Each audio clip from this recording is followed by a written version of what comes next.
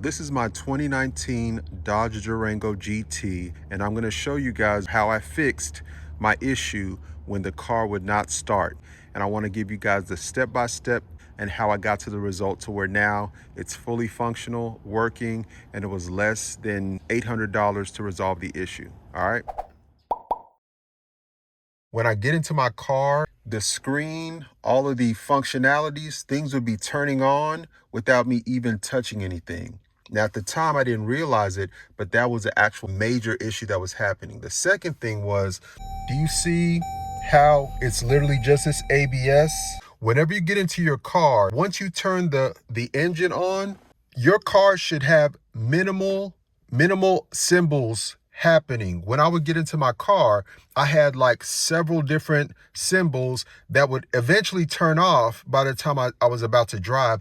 But those indicators were something I should have paid attention to, because that's actually a trigger to let you know that there's a ongoing issue in your car that you need to probably go ahead and take care of sooner than later. Let's say you can't start the car. One of the key hacks, if you don't know, you can actually use your key fob, tap it onto your start stop, and 9 times out of 10, that's a little bit of a hack that you can use. Your key fob can actually assist in getting your car started as like a backup. When I hit the start stop, I pushed it, the car came on, but it was a very slow, slow start. And that again is an indicator something could be up. When I was about to leave work, couldn't get my car started. Now, if you're like me, then you already know one of the worst things to happen to you is for you to be that person that ultimately has to ask for someone to jump your car.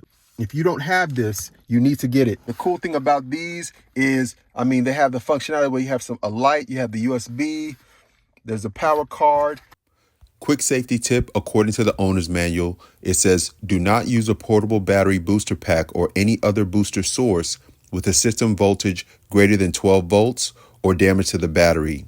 And what you would do right here, this is the part where you can install charges. Where's the negative one? Right here, this port for your car. Pop the hood. Of course, turn your car off first and foremost.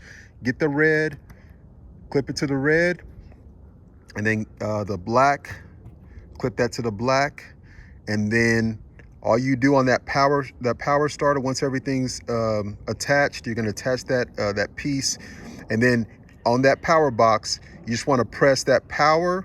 It's gonna light up. I would do it, but you know, what I'll do, guys, I'll put a few different solo power starters to kind of jump your car. I'll put some in the description below with my affiliate links. So I'll go to Amazon. I'll find you guys like the best one. It could be a number of different things that could be wrong with the car. From the alternator, the battery, it could be spark plug. I'm not a car guy. I'm just saying in general, like it could be a lot of stuff in your engine. One of the key things I did was I went to AutoZone, because AutoZone, they can check your battery for free, recharge your battery for free, do a diagnostic for free. So basically they will do a free diagnosis for your car. That's super important, guys, because you don't want to go ahead and spend money that you don't have to without actually knowing at least what the issue could be. Okay, they checked my battery. My battery was at 58% and it was good. So I didn't think it was anything wrong with the battery, although I did question them as to why 58% was good. Technically, I guess if it's 50 or more, they say your battery's fine, but I don't know. It didn't sound right to me. So I went ahead and I left there. He said the battery was good. I left there, got home. Oh, one thing, guys, I need to mention is everything lit up, ding, ding. It was ringing, but the screen came on, but nothing turned over. Okay. And so that's when I ultimately went to, AutoZone. He basically told me just go ahead and drive it around and the battery will charge on its own. So that's what I did. I drove it around, went back home, came out to check it. Joint was dead again. It was dead. Same thing. Tried to turn it on. All the lights would come on, ding, ding, ding, but it wouldn't turn over. Again, thank goodness for Power Pack, my solo jumper. My solo jumper was able to get me right. Again, went back up to the AutoZone. I said, hey, It died on me again. Like, what's the problem? What could it be? He checked it again. He said it went up from 58% to 65%. So in my mind, what that told me was that it could easily be the alternator that's pulling the power from the battery, or it could be the battery, right? And so I went ahead and took a gamble and said, okay, I'm gonna go ahead and just change the battery out. I did some research and it said, like, especially in these particular, these Dodge Durangos, it's about a 5-year span on most of the batteries before they start going bad. And so I probably had this car it was, I think, pre-owned or pre-leased or pre-owned.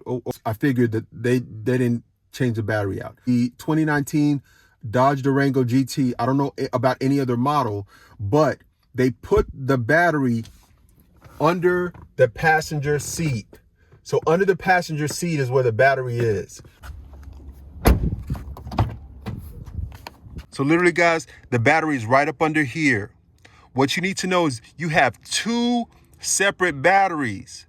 So you have your auxiliary battery and your main battery, okay? This is important to know, guys, because with your auxiliary battery, that's the battery that controls all the electronics inside your car. And when the main battery is basically your main batteries. But when I went to the mechanic, they said, hey, do you want to change out the auxiliary battery and the main battery, or just, one or the other, or both? Basically, if your auxiliary battery is bad, which they were able to test, it was not good. So if your auxiliary battery is bad, that means it can actually still affect the main battery. So I said, go ahead and change both of them. Here's the key. Your auxiliary battery is so powerful that it can actually end up being the thing that shuts the car off at any point in time. Wanted to pause the video really quickly, guys, because it's very important to know that before you actually take your car to any car shop, you want to give them a call and let them know that your car, the particular model you have, the battery is located under the passenger seat. The reason why, some car shops, if the battery's not under the hood, they will not do the work. So you need to call and specifically tell them that the car battery is under the passenger side seat so that they know. And if they can't do the work, you don't go up there for nothing. All right. Referencing back to the fact that I had issues in just the car turning on its own, I already knew that the auxiliary battery had to be changed. And so I ended up going ahead, having both the auxiliary battery and the main battery changed. By the way, if the auxiliary battery is bad and you only change the main battery will still be affected by the auxiliary battery, even if you get a brand new main battery. So go ahead and just change them both out, because you'll end up having to pay more money waiting longer. So what I went ahead and did was change both of them out. And ultimately, guys, it fixed the problem, okay? But here's the issue.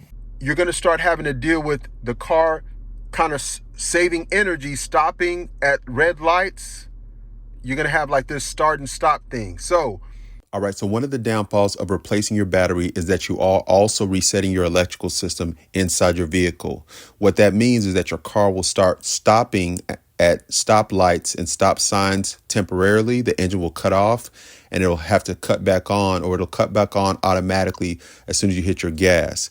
Now, there is a way to reset this that's in your owner's manual. I'll go ahead and put the directions on the screen.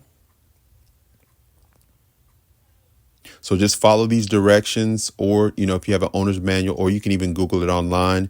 And this is something that's supposed to be helpful in getting that corrected. So if I go into settings, safety and driving assistance, thing is good, except paddle shifters, I want to disable. I don't use my paddle shifters, so I want to disable those. I've been driving for about 2 days now. I've had no issues. And so I believe it fixed the problem.